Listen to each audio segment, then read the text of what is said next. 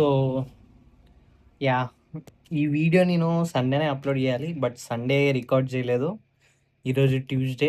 ఇప్పుడే record జేస్తున్నాను. Matter ఏంటంటే, Arunachalam వెళ్ళొచ్చాము. 4 days trip అనుకుంటా.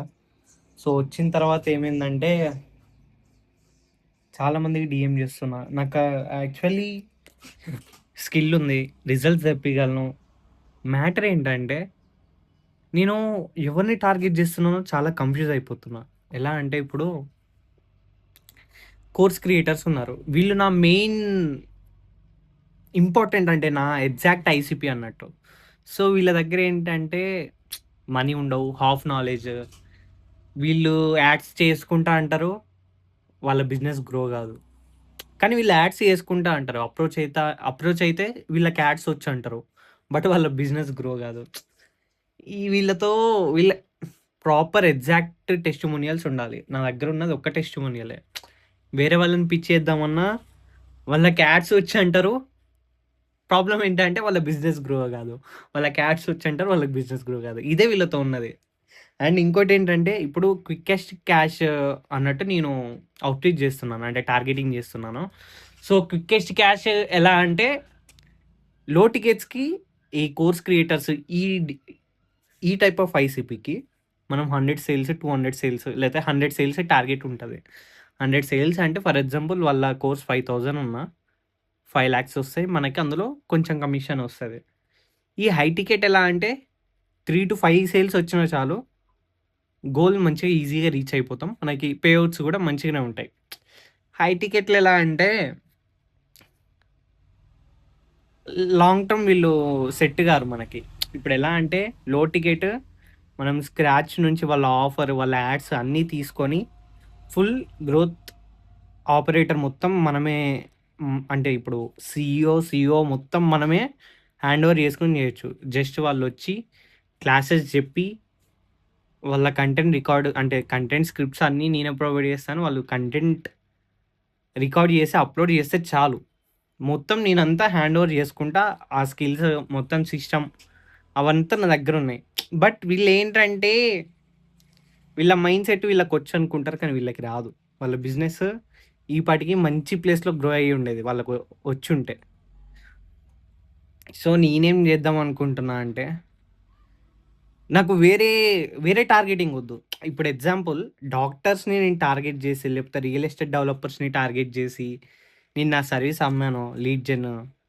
వాళ్ళు ఈజీగా కళ్ళు మూసుకొని తీసుకుంటారు. ఎందుకంటే, వాళ్ళకి చేయడం రాదు. సెకండ్‌ది వాళ్ళు ఈ హెడేక్ పెట్టుకోరు. థర్డ్‌ది వాళ్ళ దగ్గర మనీ ఉంటాయి.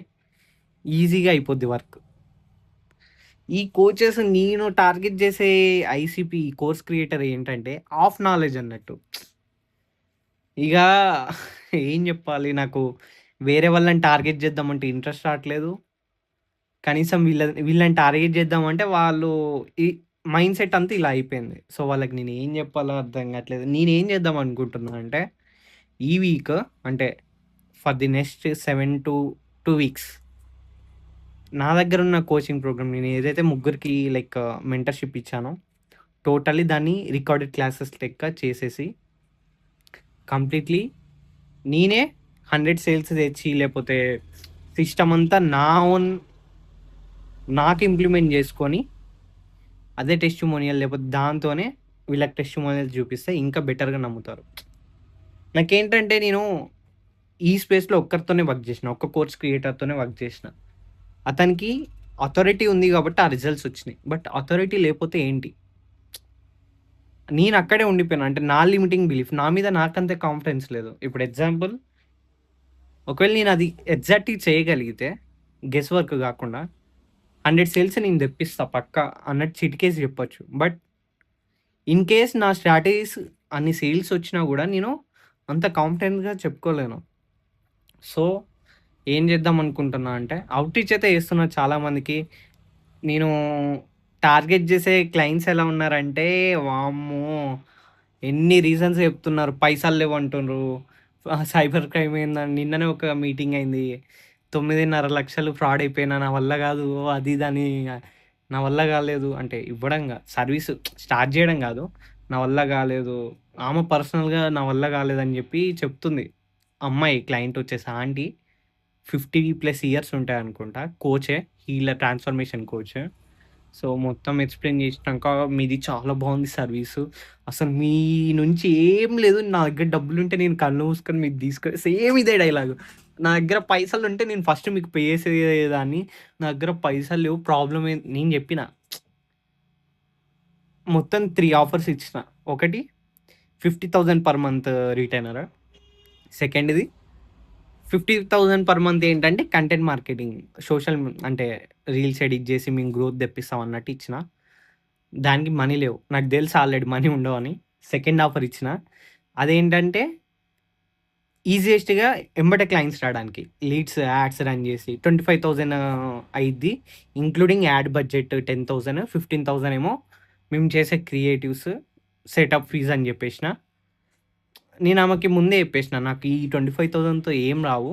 నేనేంటంటే మిమ్మల్ని స్టేజ్ 1 నుంచి స్టేజ్ 5, 10కి తీసుకెళ్ళి అక్కడ నేను కమిషన్ తీసుకుందామని. అక్కడ నాకు ఎక్కువ వస్తాయి అన్నట్టు చెప్తే, అవును నాకు అర్థమైందని అంది.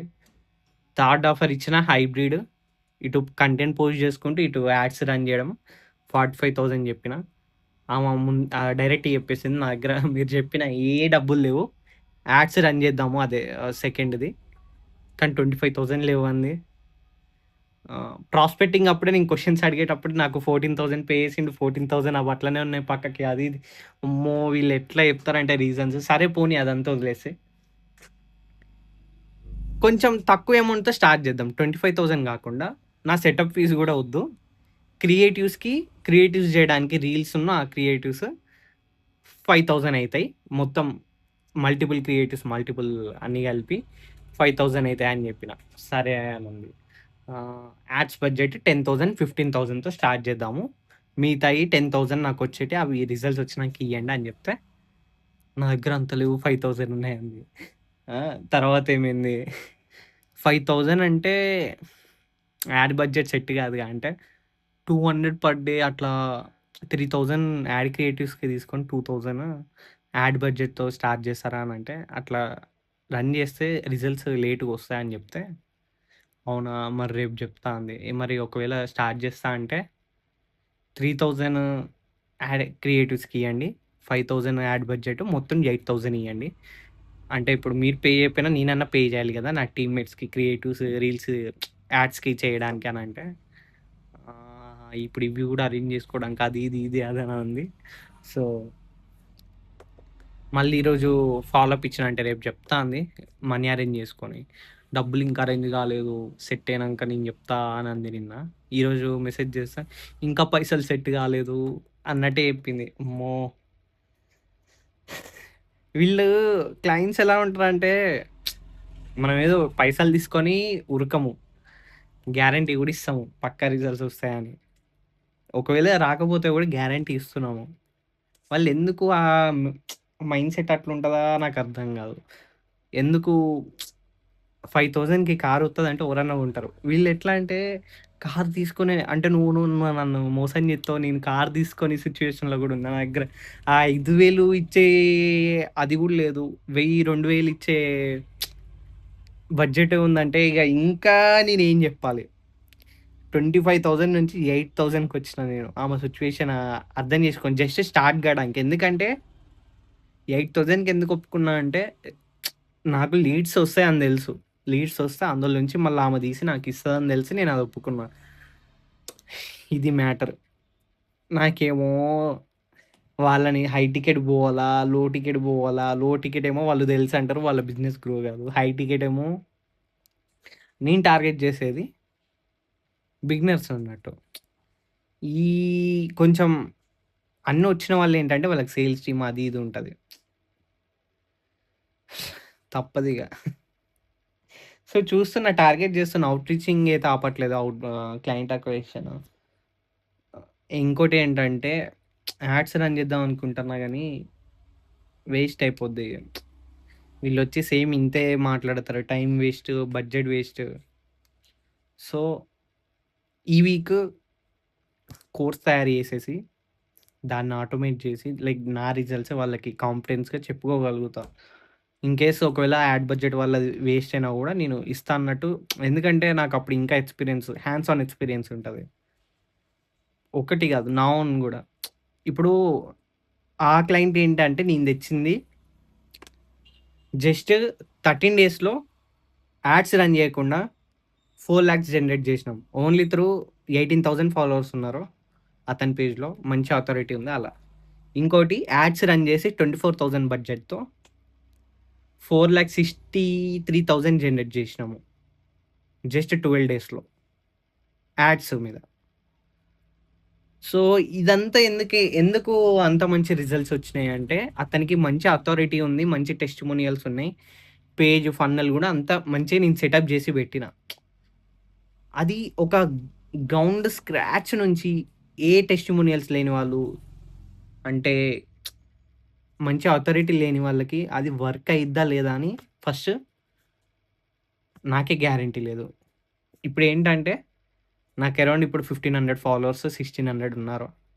దాని మీద ఎక్స్‌పెరిమెంట్ జేయాలి.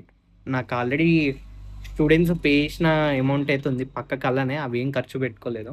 సో, ఇప్పుడు ప్రెజెంట్ గోల్ ఏంటంటే, ఈ కోర్స్ రికార్డ్ చేసేసి టోటల్లీ ప్రతి ఒక్కటి అంటే ఏదో రికార్డ్ చేసి ఇచ్చేయడం గాదు.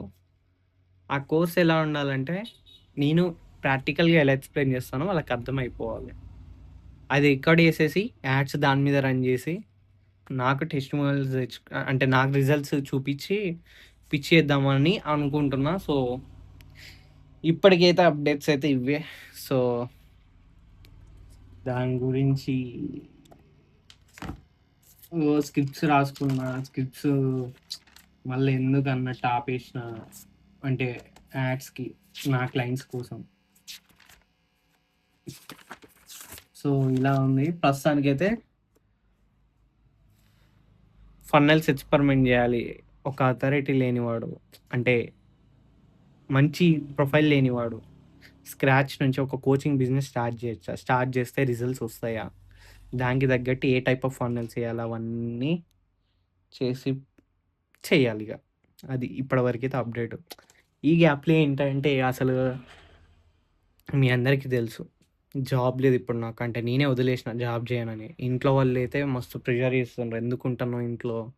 అందరూ వాళ్ళ పిల్లలు, వీళ్ళ పిల్లలు, వాళ్ళ పేరెంట్స్ వీళ్ళని అడుగుడు, వీళ్ళ హెడ్‌ఏక్. నా వర్క్ ప్రెషర్ ఒకటైతే అసలు నాకు ఇంట్లో నుంచి ఫస్ట్ ఇక్కడి నుంచి ఎళ్ళిపోయి హైదరాబాద్ ఎళ్ళిపోబుద్దయితుంది ఇక్కడ ఉండకుండా. ప్రెషర్ అయితుంది. అంటే పైసలు రాట్లేవు. పైసలు రాట్లేవు అంటే నేను వేరే క్లయింట్స్‌ని తీసుకోవట్లేదు. I am not ready to take. నాకు ఓన్లీ కోచింగ్ స్పేస్, ఈ కోర్స్ క్రియేటర్స్, కోచెస్ వీళ్ళతోనే వర్క్ చేద్దామనుంది. వేరే వాళ్ళొస్తారు. 1 ఆర్ 2 వీక్స్‌లో వచ్చేస్తారు ఈజీగా. కానీ అది గాదు మన గోల్. వచ్చే ప్రతి ఒక్క క్లయింట్ ఒకసారి మనీ ఇచ్చి పోకుండా వాళ్ళని లాంగ్ టర్మ్ పెట్టుకుందామని 2 ఇయర్స్, 3 ఇయర్స్, 5 ఇయర్స్ పెట్టుకోవచ్చు. ఆ స్ట్రాటజీస్ అన్నీ నా దగ్గరున్నాయి. కానీ ప్రోక్రాస్టినేషన్ ఎక్కువైతుంది. అసలు అవసరమా మనకిదంతా? కొన్ని కొన్ని సార్లయితే జాబ్ జేసుకో ఒకవేళ అన్నీ ఫెయిల్ అయితే జాబ్ జేసుకోవాలా ఎళ్లి అనే థాట్స్. నార్మల్‌గా ఎవ్వరికైనా అలానే ఉంటాయి థాట్స్. నేనేదో హీరో లేపోతే అన్నీ పర్ఫెక్ట్ నాకన్నొచ్చని గాదు. ఎవరని ఫేస్ అంటే ఈ మైండ్‌సెట్ ఉంటది. ఫెయిల్ అయితామా? లేదా? అని. ఎట్లా మెంటల్‌గా ఎట్లా తిరుగుతుందంటే వర్కౌట్ జేయట్లేదు. నా బెల్లీ అయితే సాగిపోయింది ఇంతకు ముందుకి. జుట్టు బట్టతల గూడా అయితుంది. ఉన్న స్ట్రెస్‌కి అది ఆలోచించి, ఇది ఆలోచించి వర్కౌట్ అవ్వట్లేదని జెప్పేసి. కరెక్ట్ ఫిట్‌నెస్ లేదు. ఫుడ్ కరెక్ట్ ప్రోటీన్ ఏం కరెక్ట్ లేదు రొటీన్ అయితే. ఇదంతా వర్తేనా అని అనిపిస్తుంది. అంటే వర్తే కానీ సక్సెస్ అయితామా? మనకి లైక్ లాంగ్ టర్మ్ మనం అనుకున్న ప్లాన్స్ ఉంటాయా మనకి? ఈ ఫీల్డ్‌లోనే మంచి అథారిటీ బిల్డ్ చేసుకుంటామా అనే థాట్స్ ఒకటి. ఇంకోటి చెయ్యొచ్చులే అని ఇంకో థాట్స్. సో, ప్రాపర్ ప్లానింగ్ లేదు. ఏం లేదు. ఎట్లా ఎట్లా ప్రోక్రాస్టినేట్ అయితుందంటే, ఏదో ఒకటి ఎవరినో ఒకరిని ఆన్‌బోర్డ్ చేసుకోవచ్చు అంటే, వచ్చినాయి నాకు ఆల్రెడీ 3, 4 ప్రాజెక్ట్స్ వరకు వచ్చినాయి. ఒకటి రియల్ ఎస్టేట్ నుంచి యాడ్స్ రన్ చేయమని. మంచిగానే వస్తాయి అందులో నుంచి ఆర్‌ఓఐ. కానీ నాకు పోబుద్ధి కావట్లేదు అటువైపు. ఇంకా ఇంకున్నాయి.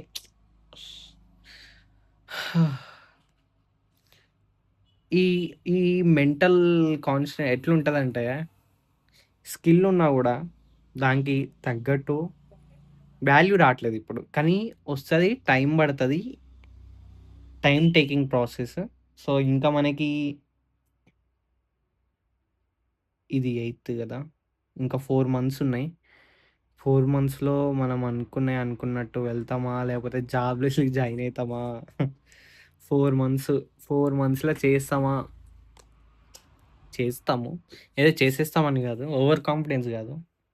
సో, చూద్దాం. ప్రతి ఒక్క అప్‌డేట్ నేనిస్తాను. So, make sure to subscribe the channel and ఏమన్నా ఫ్రీలాన్సింగ్ టిప్స్ గాని, గైడెన్స్ గాని ఏది కావాలన్నా లెట్ మీ నో. నేను మీకు వీడియో గాని చేయడానికి రెడీగా ఉంటాను. ఎందుకంటే నాది వేరు.